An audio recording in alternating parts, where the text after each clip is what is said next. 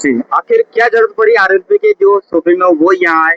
BJP Congress कब तक कोई नहीं है। सर्वप्रथम मीडिया के साथियों का मैं आभार व्यक्त करना चाहूंगा कि आप जयपुर की धरती से चल करके इस सीमांत इस सरहद के क्षेत्र में आप आमजन की आवाज जो मीडिया जो चौथा स्तंभ है उसके तौर पर पहुंचे, उसके लिए मैं आपका आभार व्यक्त करना चाहूंगा।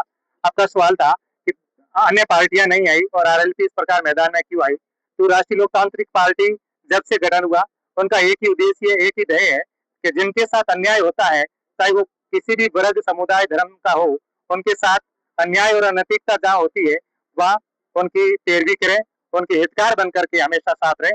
इस उद्देश्य से राष्ट्रीय लोकतांत्रिक पार्टी की सुप्रीमो आदरणीय हनुमान बेनीवाल जी आज सुबह 10 बजे से लेकर के शाम के 10 बज चुके हैं, अभी तक लगातार सुबानी दौरा कर रहे हैं और जनता की आवाज सुन रहे हैं। तो क्या लगता है कि आज जो हनुमान जी बेनीवाल यहाँ आए हैं, पहले भी हमने कहीं देखी है, जो हनुमान जी बेनीवाल जहाँ धरना देते हैं वो सफल ही होता है, लेकिन आज आपको लगता है कि ये भी जो है इसका भी कुछ हल निकलेगा? बेशक इसमें कोई संशय शक की बात नहीं है।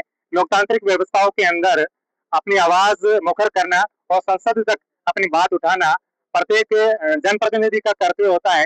बाकी जनप्रतिनिधि इस कर्तव्य को नहीं जानते, वो मैं नहीं जानता, लेकिन हनुमान बेनीवाल ने जब जब शासन और सियासन को हिलाने का प्रयास किया, उनसे कुछ प्राप्त करने का प्रयास किया, बाकायदा वहां से कुछ न कुछ प्राप्त हुआ है और हमें उम्मीद है कि जो एक जाति धर्म विशेष के साथ इस प्रकार का अन्याय हुआ है वो उसमें न्याय मिलेगा।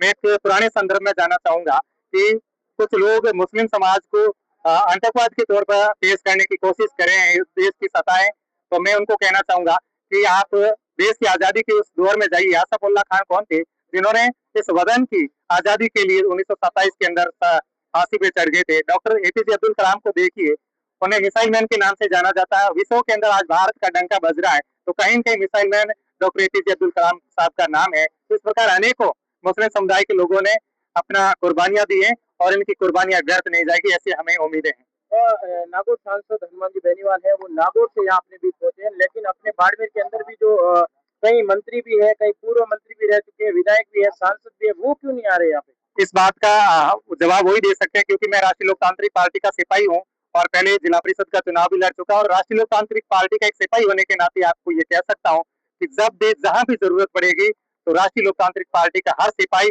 और आदरणीय नेताजी हमारे साथ हमेशा उपस्थित रहेंगे। मैं अपनी पार्टी के संदर्भ में कह सकता हूँ, शेष जिन पार्टी के लोग नहीं आए, क्यों नहीं आए, क्या व्यवस्था थी, उनके संदर्भ में आप उनसे सवाल कर सकते हैं। कांग्रेस के कुछ नेता हैं, उन्होंने जो है यहाँ पर कुछ समय पहले उन्होंने भी लोगों से बातचीत वगैरह की थी। क्या निष्कर्ष निकाला जो अब जो है नागौर सांसद हनुमान बेनीवाल? बहुत अच्छी बात है कांग्रेस के लोगों ने क्योंकि आजादी के बाद मुस्लिम समुदाय हमेशा कांग्रेस के साथ बढ़ चढ़ करके मतदान करता है और उनके साथ कंधे से कंधा मिलाकर के उनकी सत्ता में लाने का प्रयास करता है, तो उनका परम कर्तव्य बनता था और उन्होंने अपने कर्तव्य का निर्वहन करने के लिए प्रयास किया होगा और करेंगे भी।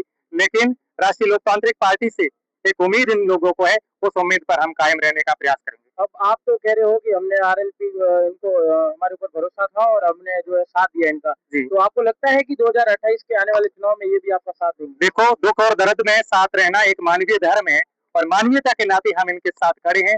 जब भी मानवीयता की बात आएगी राष्ट्रीय लोकतांत्रिक पार्टी के सिपाही हमेशा खड़े रहेंगे।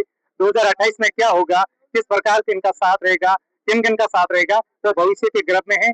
जिनके साथ हम खड़े हैं तो हमें विश्वास है कि हमारे साथ में भी भविष्य में वो खड़े होंगे, ऐसी उम्मीद हम भी करते हैं। धन्यवाद। शुक्रिया। तो